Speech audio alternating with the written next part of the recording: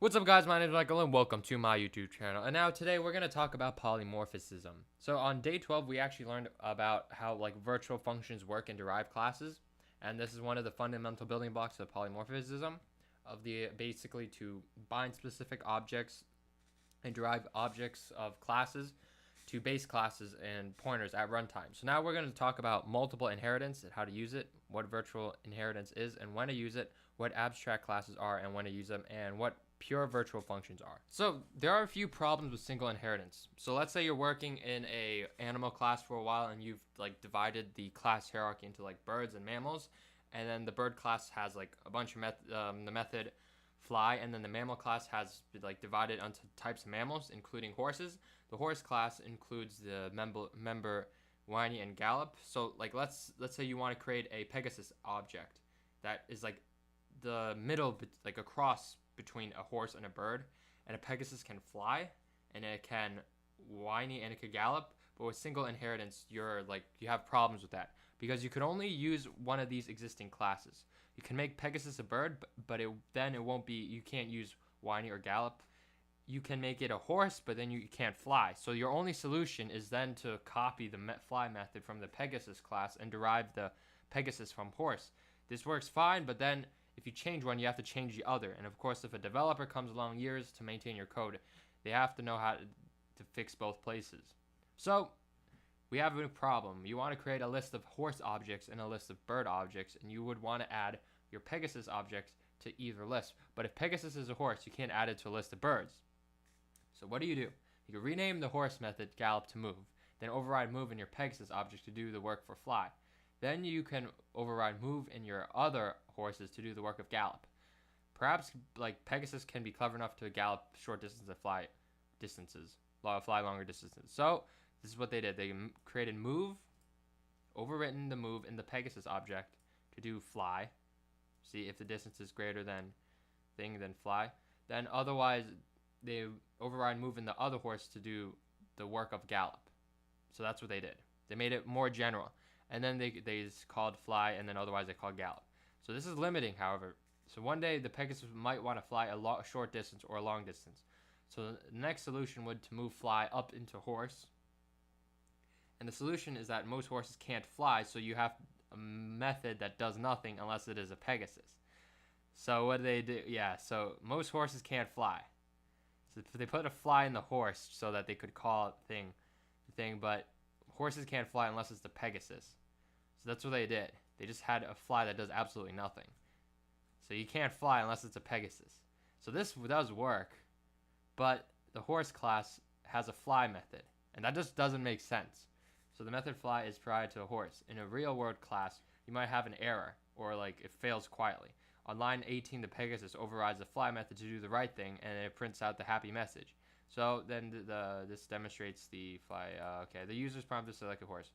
So percolating upward. Putting the required functions higher up in the class is a common solution to this problem, but basically has many functions up into the base class. The base class is then in a grave danger, becoming a global namespace for all the functions that might be used by any of the derived classes. This can seriously undermine the class typing of C++ and create a large, cumbersome base class. So in general, you want to create shared functionality up the hierarchy without moving everything up to the base class, moving the interface of each class. So this means that if two classes have the same base class, like a horse and a bird are both animal, and they have a function in common, such as birds and horses eat, you want to move that functionality up into the base class and create a virtual function.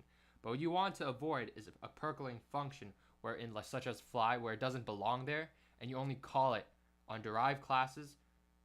So that creates a problem. It has no meaning for the base class. So before we did, they put a fly in the horse class, right? But horses can't fly, right? So the only thing that they could do is if it's a Pegasus, then it could fly. So that's a problem to do, because that's just not a good solution. So what is a way to do this? So another is called casting down, which is basically still within the single inheritance, is to keep fly method within Pegasus and only call it if the pointer is pointing to a Pegasus. So that's just checking if it's a Pegasus, then call the fly. To make this work, you need to be able to ask your pointer what type it is. So this is called runtime type identification. So it is a newer feature of C++, but not all compilers support it. I think nowadays they all support it by now. You can test it by runtime by calling fly if it returns a fly.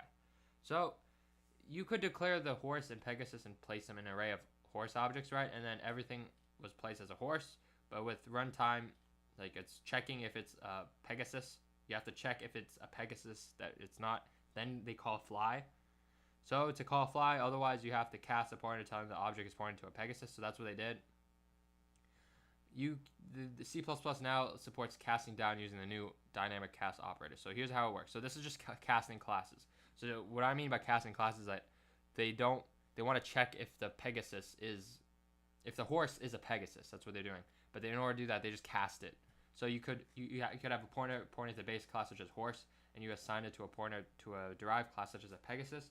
You could use a horse pointer polymorphically. If you need the Pegasus object, you could create a Pegasus pointer and use it to the dynamic cast operator to make the conversion.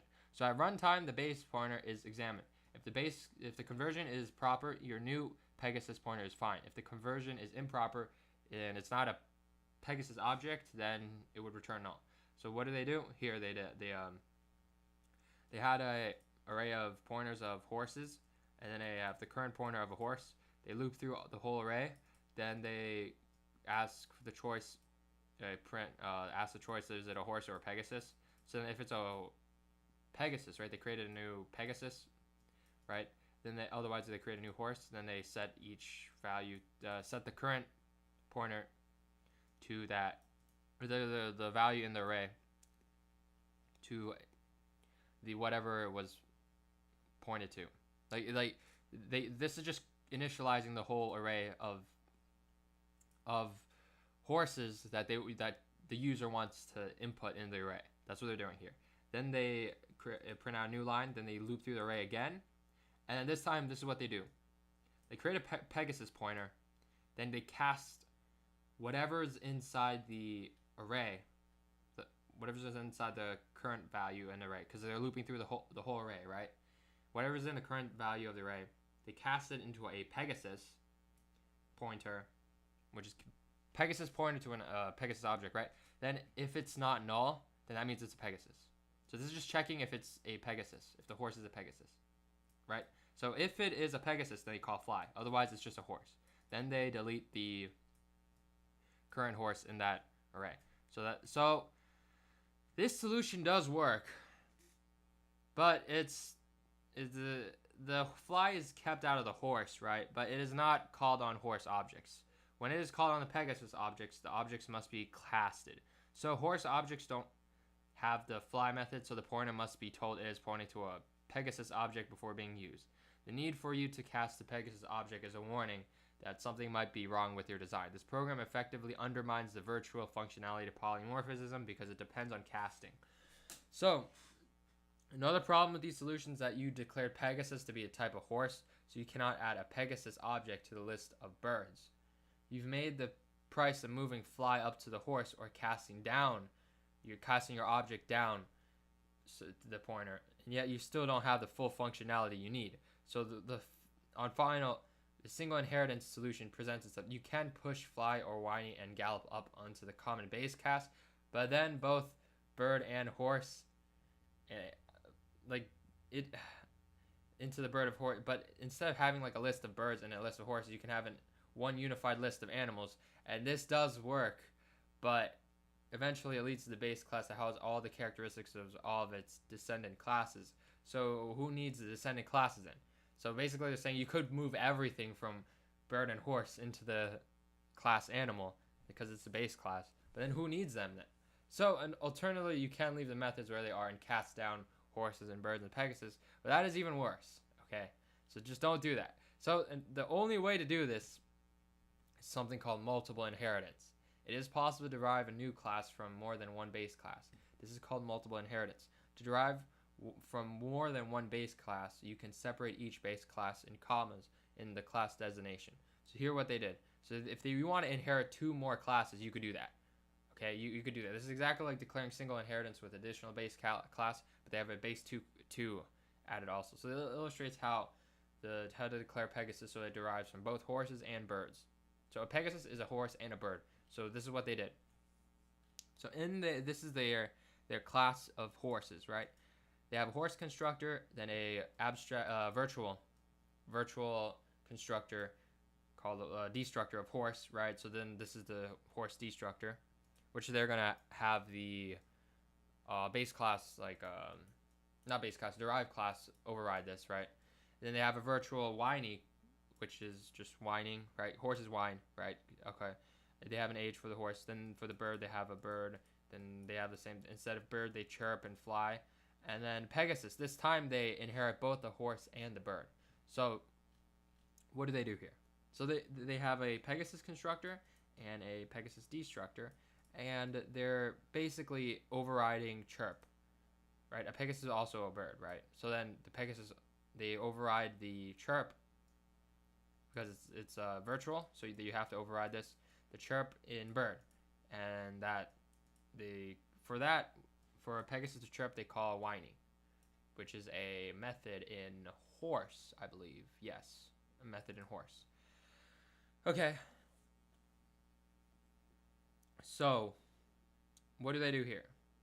Create an array of horses, an array of birds, bird pointers. Yeah, array of horse pointers, bird pointers. Then they have a current horse pointer, a current bird pointer.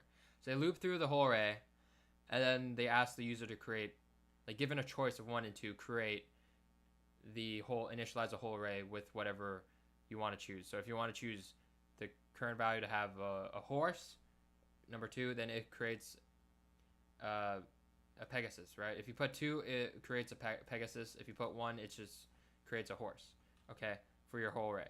And then what do? They loop through the array again. Then if they say, if you want to create, this time they loop through the array of birds, right? So they had an array of birds. The first one was an array of horses. They initialized the whole array of horses, and the second one initialized the whole array of birds. So in the birds, they initialize everything of the birds given whatever input you want. So for every single input, if you want one to be of the first one value to be a bird, the second one to be a Pegasus, then they do that. Okay, so then they loop through the whole array again. This time in the horse array, right? In the horse array, they call whiny every single time, and then they free the memory of every value in the horse array. Okay, so then they loop through the whole thing of the bird array, and then they call chirp and fly on everything of the bird array, and then they free the memory for each single pointer of the bird array. So that's what they do, and that's what happens. The constructor prints out a message, and the whiny prints out whiny. Okay, so the bird class is declared in addition to the constructor destructor. This class has 2 methods, chirp and fly, both of which print identifying messages. In a real program, these might, for example, activate the speaker or generate animated images. So you see the new code using multiple inheritance. The class Pegasus is declared, and in line 31 you see that this class is derived from both horse and chirp. So how the hell do we do this? The chirp class overrides the chirp method, so the Pegasus class overrides the chirp method. Okay, so where is Pegasus?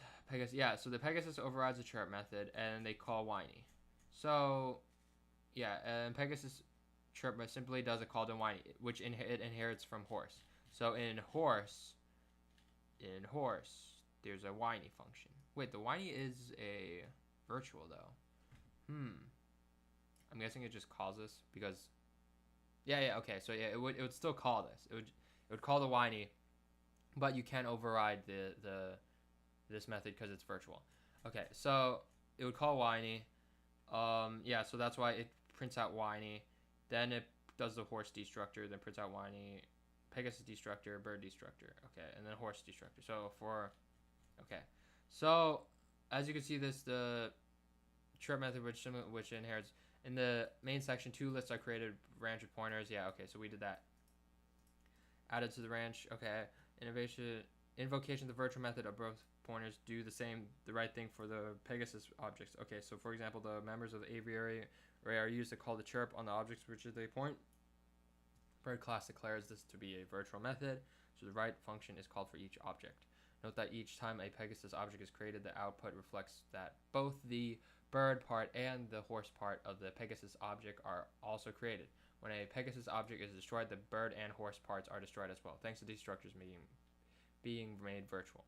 So, declaring multiple inheritance. Declare an object to inherit more is by just comma and then followed by whatever class you want to declare. So that's what they did here. Okay, so parts of a multiple inherited object. When the Pegasus object is created in memory, both the base classes form part of the Pegasus object. So this shows the entire object from the base class. Several issues arise with the multiple base classes. For example, what happens if two base classes happen to have the same name, have virtual functions, or data? How are multiple base classes constructors initialized? What happens if multiple base classes both derive from the same class? The next section answers all of these questions and how multiple inheritance works. So, how constructors work for multiple inherited objects. So, if a Pegasus derives from both the horse and the bird, and each of the bird base classes has constructors that take parameters, the Pegasus class initializes these constructors in turn. So, let's say that how does this do? So, they have a horse class, right? And then so they have an enumeration type of color, and then you remember what enumeration types are. Red is 0, green is 1, blue is 2, yellow is 3. These are just constants for the values of 1, 0, 1, 2, 3, 4, 5. Okay, so what do? In the horse class, they have a horse constructor that takes in a color, and then hands, which is a type of integer. Okay, yeah, it's a type of integer, and it's a height. Okay, so in their constructor, they print out the horse destructor. Okay, and then in their virtual void whiny const, they have a whiny method. Okay, they return the hand, the height, and the color. Okay, so what do they do here? In the horse constructor, they initialize the color and the height. Yes, that's what they do. Okay, in the bird constructor, they have the color and the migrates. Okay, and then they have a virtual function that prints out bird destructor, and then a virtual function that prints out chirp. Okay. Okay, so in const these call I can fly. Virtual color get color returns its color. Virtual boolean get migration returns its migration. Okay, so have a private of its color and boolean its migration. Okay, these are just the instance variables of the class bird. And in the bird constructor, they print out they initialize all the color and the migrates, okay, with whatever value it is. Okay, then they have a class Pegasus, okay, that inherits horse and bird. Okay, then they override chirp from bird and then print out whiny from the horse.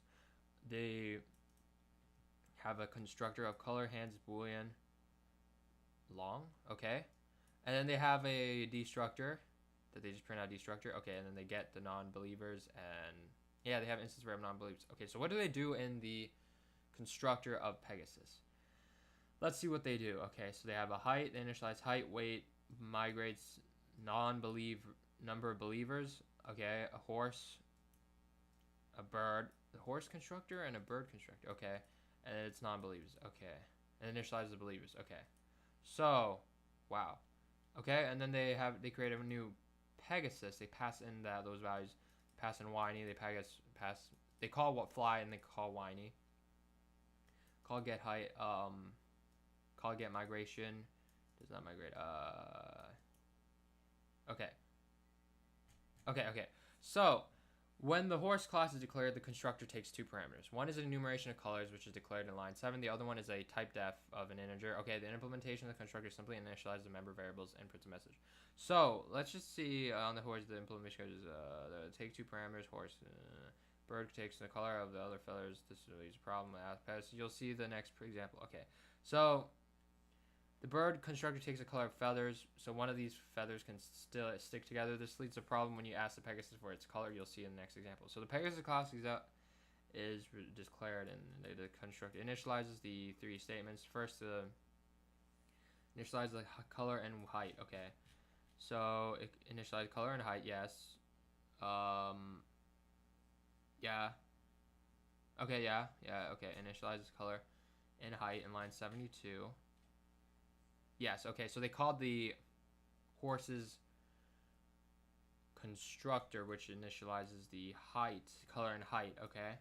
Then the bird constructor is initialized with the color and the boolean if it's a migrate, okay.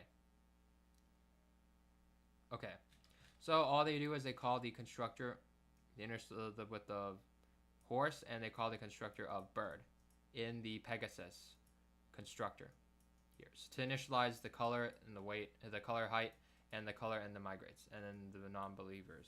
Then they initialize the non-believers. Okay, so that's what they did, and then the object is then used in the main to access the functions that derive from the base class. Okay, so there is an ambiguity though. Both the horse class and the bird class has a color. You'll notice that these methods are not called. Okay, but you might need to ask the Pegasus object to return its color. So you have a problem. The Pegasus class inherits both from bird and horse, but they both have a color, and their methods for getting that color have the same names and the signature. This creates ambiguity for the compiler, which you must resolve. If you simply write color, current color equals pointer, get color, you see a compile error. Okay, so there's an ambiguity. It doesn't know which color to get if there's both a get color in both horse and bird. Okay, so you can resolve this ambiguity by having an explicit call to the function. So you could say, okay, color, pointer to the Pegasus. This time we're going to explicitly say which class we want to call. That's horse get color. Okay, so at any time you could resolve this, which we need to resolve this, you could call it explicitly depending on the class name of it. Note if the Pegasus were to override this function, the problem would be moved as it would be into the Pegasus member function. Okay, yeah. So the Pegasus can override, if the Pegasus overrides this, then the problem would be moved, as it would be in the Pegasus member function. This hides the problem from the clients of the Pegasus class and encapsulates within the Pegasus knowledge of the base class from which it should inherit its color. So a client is then free to force this issue by writing bird class. Okay, so you could explicitly say which method you want to call from the base class. So what happened was there's a Pegasus, right? And it inherited both the bird and the horse, right? But bird and horse both have a function that gets the color. So what do you do? How can you invoke get color then? Well, you could explicitly just say, okay, I want to invoke the horse's get color function. So when I do Pegasus, I'll invoke the horse's get color. Or you could override whatever that get color method was. So then now it's in the Pegasus class. Or you could explicitly call it as well for the bird class. So inheriting from a shared base class. But what happens if both horse and bird inherit from a common base class such as an animal? So, wow, okay, if Pegasus inherits from horse and bird, but horse and bird both inherit from animal, what happens? That is a tricky question. So you see two base class objects exist. When a function or data member is called in a shared base class, another ambiguity exists. For example, if animal declares its age as a member variable and getAge as a member function, and if you call Pegasus getAge, did you mean to call getAge function you inherited by animal by way of the horse or by way of the bird? You must resolve this ambiguity as well. So what do they do here? They're trying to call... if animal declares its age as a member variable and getAge is a member function, and you call the Pegasus getAge, which one do you inherit? Like the horse's one or the bird's one? So what do they do here? Which one do you call, the horse's or the bird's one? Okay, so here they... Okay, so they have y. Okay, this is the horse class. This is the animal class. This is the here. So in the Pegasus, they have something called getAge, right? Okay, so well they overwritten the getAge function, and then they called to the horse's getAge. Okay, so what happened? Let's see. Okay, so they create a new Pegasus. Then they invoke getAge. So which getAge did it call? The horse's one or the bird one? So let's see what happens. Horse class is declared to be derived from animal. Horse constructor has 3 parameters, which it passes to base class animal. Okay, so now that you know that, note that the horse class does not override GetAge. So the horse class inherits the GetAge from animal. On line 46, the bird class is declared to derive from animal. Its constructor also takes an age and uses it to initialize its base class animal. It also inherits its base GetAge without overriding it. So the Pegasus inherits both bird and horse in line 68. Yes. Okay. So in line 68, they inherit both bird and horse, as we could see that. But let's say which one do they call? If you were to call GetAge on the Pegasus object, you would have to disambiguate or fully qualify the method you want if Pegasus did not override the method. So this is solved on line 77 where Pegasus overrides GetAge to do nothing more than chain up. That is called the same method in the base class. So what do they do here? Basically, if you do Pegasus.getAge, the arrow GetAge, it doesn't know which to get, okay? Because they both inherited GetAge from horse and the bird. So what did they do? They fixed this by simply overriding the GetAge because it's a virtual method, right? And then they called the horse's GetAge. Okay. So this is solved where they same method base. Chaining up is done for 2 reasons: either disambiguate which base class to call, as in this case, or to do some work and then let the function in the base class do some more work. So at times you might want to do work and then chain up, or chain up and then do the work when the base class function returns. The Pegasus constructor, which starts in line 82, takes 5 parameters: a creature's age, creature's color, its height in hands, how it migrates, how many believe it, and its age. Okay, so the constructor initializes the horse part of Pegasus with the color, and initializes the bird part with color, then which it migrates and age online it. Finally, it initializes non-believer. Okay, so the call on horse constructor invokes the implementation. Okay, initializes its color and its age. Okay, so the call on the bird constructor invokes the implementation, line 61. So on line 61, the call of the bird constructor initializes the implementation of age, and then its color implements the migration. Okay, so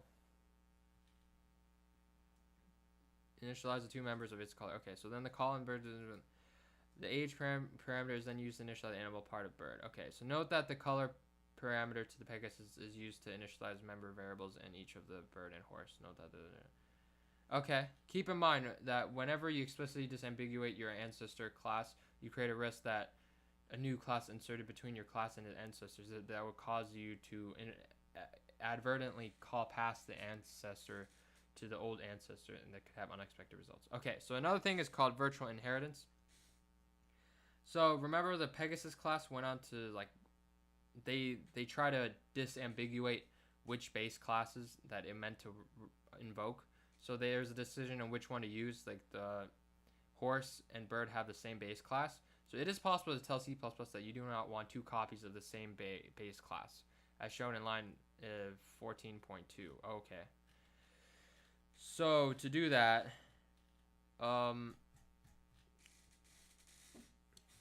you would have a single shared base class. To accomplish this, you make animal a virtual base class of both horse and bird, and then the animal class does not change at all. So the horse and bird classes change only in their new use of the term virtual in their declarations. Pegasus, however, changes substantially. So normally a class constructor initializes only its own variables and its base class, but virtual inherited base classes are different. They are initialized by their most derived classes. So animal is initialized not by horse and bird, but it's actually initialized by Pegasus. Horse and bird have to initialize animal in their constructors, but these initializations will be ignored when the Pegasus object is created. So what do? They made animal virtual so that horse and bird initializes the constructor of animal, so then they don't have the same shared base class as we see above here, right? So this caused ambiguity, because which one do they call for GetAge? They fixed it by saying that's the one that they want to do, but by like saying which one they wanted to do for the GetAge in the beginning, but that's the problem with that was the thing of we saw before. But now that they have the made animal a virtual class, that means that these have to. It basically means that the horse inherits virtually from animal, and then the bird has the same declaration, so that constructors for both bird and animal still initialize the animal object. So Pegasus inherits from both bird and animal, as shown in most derived object of animal. It also initializes animal. It is then the Pegasus initialization which is called, however, and the call to animals constructor in bird and horse are ignored. So you see this because the value 2 is passed in, and then the horse and bird pass it along to the animal, but Pegasus just doubles it. So it does the right thing. So you see it passed the 2 into the Pegasus constructor. So then here the age is 2, right? So they're having the age Pegasus 2. They call the horse constructors passing in the age height, and they call the birds constructors passing the age height. And then instead they multiply age by 2 in the animals constructor, which is over here. So initially they invoked the animals constructor by passing in 2s there. So then when they get the age, it is actually 4, because it just called the animals constructor. Okay, so look, they passed in the age and get color in the horse, right? So then here in horse they pass age and get color, and then they initialize everything for that. Then they passed in age into the bird, but then they also passed in age, but this time it's times 2 in the animal. But instead they actually got the thing to be 4 years old. So Pegasus inherits both. However, the call to the animals constructor in bird and horse is ignored. So if it is the Pegasus initialization, which is called the call to the animals constructor in bird and horse is ignored, and you can see this because the value 2 is passed in, but the horse and bird passes it along to animal, but Pegasus just doubles it, and the result is 4 based on the output. The Pegasus no longer has to disambiguate the call to get age, so it is simply free to inherit this function from animal. Note that the Pegasus must still disambiguate the call to get color because the function is in both of the base classes and not in animal. So to declare classes for virtual inheritance, you could, to ensure that derived classes have only one common base class, declare the intermediate classes to inherit virtually from the base class. So you put virtual in front of animal, and you put virtual in front of bird, and then in the Pegasus you call horse and inherit horse and bird in Pegasus, and or you could do another one is to put virtual for the most common base class. They put virtual for both of them, and then they did the same thing. So there are a few problems with multiple inheritance. The problem is that it makes debugging harder, because it's more multiple inheritance hierarchies are harder and more risky than evolving single inheritance class hierarchies, and that nearly everything that can be done with multiple inheritance can be done without it. So other languages such as Java and C# doesn't support multiple inheritance of classes for the same reasons. These are valid concerns, and you will want to be on your guard against installing needless complexity into your program. So some debuggers have a hard time with multiple inheritance, and some designs are needlessly made complex by using multiple inheritance when it is not needed. Okay. Mix-ins and capabilities classes. One way to strike a middle ground between multiple inheritance and single inheritance is use something called mix-ins. Thus, you might have your horse class derived from animal and from displayable. Horse displayable would just add a few methods for displayable any object on screen. Mix-in capability class is a class that adds specialized functionality without adding any additional methods or much data. Okay, so capability class mixed into a derived class that the same way as any other class might be, by declaring that derived class inherit publicly from them. So the only difference between a capability class and other classes is that the capability class has little to no data. This is an arbitrary distinction. Of course, this is just a short way of noting that at times all you want to do is mix in some additional capabilities without complicating the derived class. So this will, for some debuggers, make it easier to work with mixins than for other things. So in addition, for example, if horse class derives from animal and from displayable, and displayable would have no data, horse would just be the way that it is. So all the data in the horse would derive from animal, but the functions in horse would derive from both. Okay? So it's just a class that adds specialized functionality without adding like any additional methods. Yeah, I don't think you need to know what mixins are. So there's also something called abstract data types. You could create a hierarchy of classes together. For example, you might create a shape class and derive it from rectangle and circle. So from rectangle, you can derive a square as a special type of rectangle. So each derived class overrides draw. Okay, so here they have shape, which is virtual. All these methods are virtual. Okay, then they inherit the circle. In the circle, they inherit everything from virtual, right? But they override get area and override get perimeter. Okay, and then they override draw. Wait, no, yeah, no, they didn't. Yeah, yeah, they did.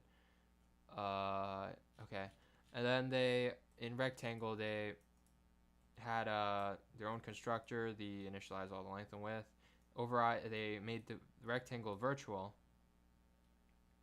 Okay, all these things virtual, but they override it to return these values, and then they override draw. Okay, these are just overwritten functions. Yeah. Get return error value draw. So after all, what does it mean to draw? Only types of shapes can be drawn. Shapes as an abstraction cannot be drawn. Okay, so shapes cannot be drawn here. They made everything virtual in shape, so then you can't draw anything. You can't do shape.draw. So shapes cannot be drawn. Circle derives from the shape class, overrides everything. Part of it, there's no harm doing either, but it is a good idea to include the virtual as a reminder form of documentation. So square derives from rectangle in the lines 64 to 71, and it too overrides the get perimeter method, inheriting the rest of the methods to define a rectangle. It is troubling though that a client might try to instantiate a shape to make it that impossible. After all, shape only exists to provide an interface to the classes derived from it. So shape is a abstract data type. Its only purpose is to provide an interface for the classes derived from it. So it is a abstract class. The interface represents a concept of a shape rather than a specific object, such as a circle. So abstract classes are a way to make the base class to the other classes, and it is not possible to create a instance of an abstract class. So what do? They made a shape that has a class called shape that just has all this method virtual. So you can't actually instantiate a shape. Like the problem is that they want to create abstract classes so that everything inherited would override whatever methods that are virtual. So it is not valid to make an instance of an abstract class. Okay, so you can't create a new shape. That's what they mean. Pure virtual functions. C++ supports the creation of abstract classes by providing the pure virtual function. A virtual function is made pure by initializing it with 0. Okay, so the class has a draw function, but it is a null implementation. It cannot be called.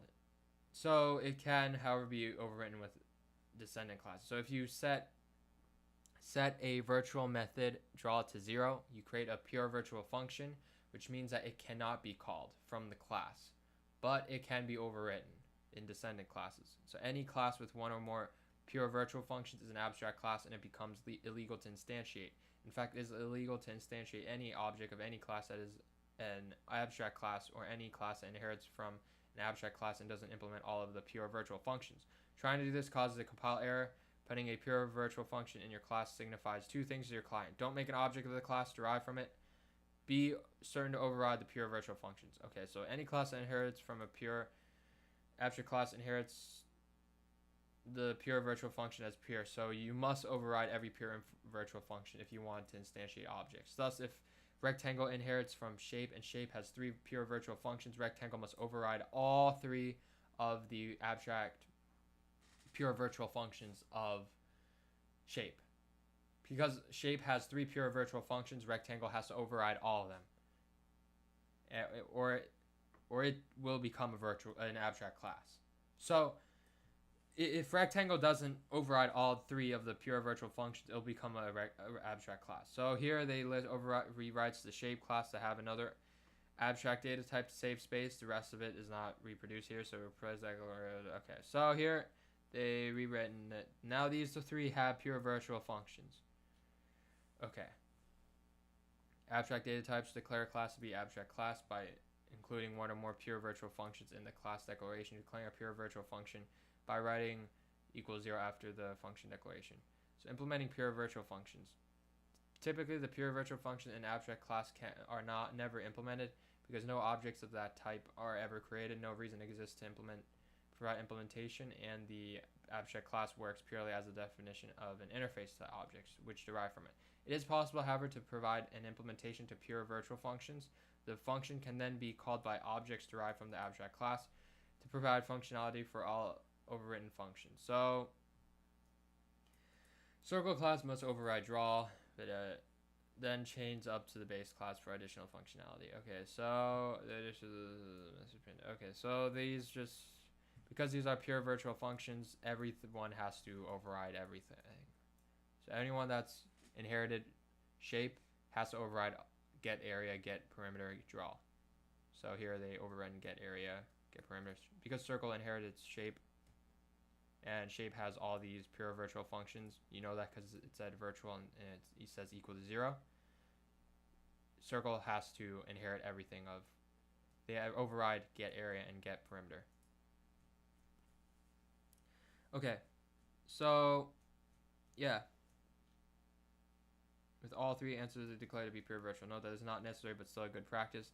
Anyone who's declared the class would be, if any were declared pure virtual, the class would be an abstract class. So get parameter are not implemented, but draw is implemented in lines 16 to 19. So in lines 16 to 19. Okay, so shape implements draw, but shape is not.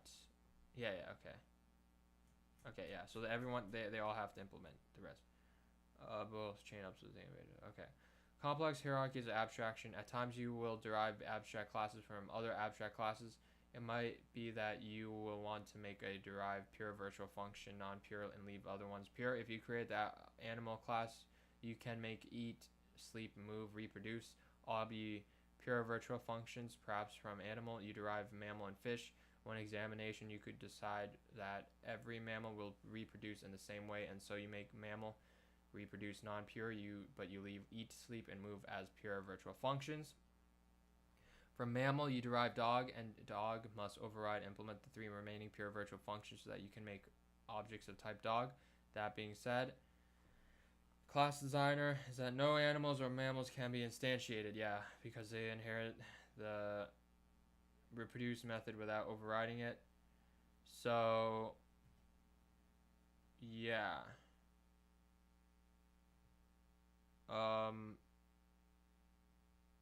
Yeah, you have to override everything.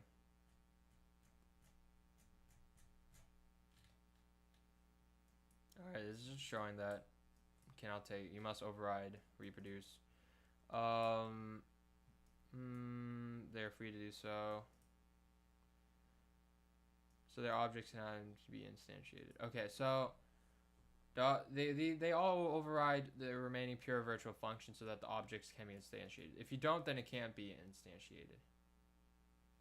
Okay, so if the body of the main paragraph was used to point to various derived objects in turn, the virtual methods are invoked, and the base on the runtime pointer, the correct methods of which thing are derived from. So it could be a compile error to try to instantiate mammal or animal. Mammal. because both of them are pure abstract classes. See, look at mammal. Where's mammal? Mammal. Yeah, okay. So mammal, they instantiate age and okay, by calling a constructor. So they don't override. They inherit animal, right? But they don't override the virtual function, so you can't instantiate this for mammal. You have to, if you don't instantiate it, you can't. Like, if you don't override all the pure virtual functions, then it becomes an abstract class and you can't instantiate it. So see, mammal has a reproduce, but they didn't override all the other pure virtual functions, so they can't instantiate mammal.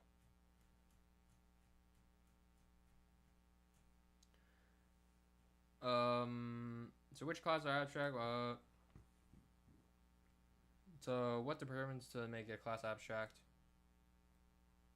If you're writing a program that depicts a farm or a zoo, you might want animal to be an abstract class, but dog to be a class from which you can instantiate objects. So on the other hand, if you're making an animated kennel, you might want to make dog as an abstract class, but only instantiate types of dogs. Okay, so it depends.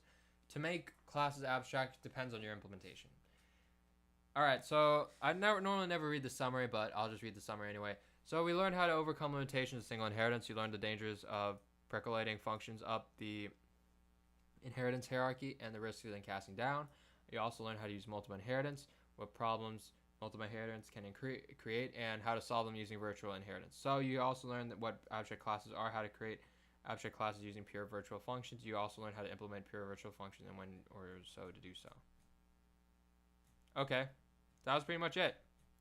Rate, comment, subscribe. I'll check you guys later. Peace.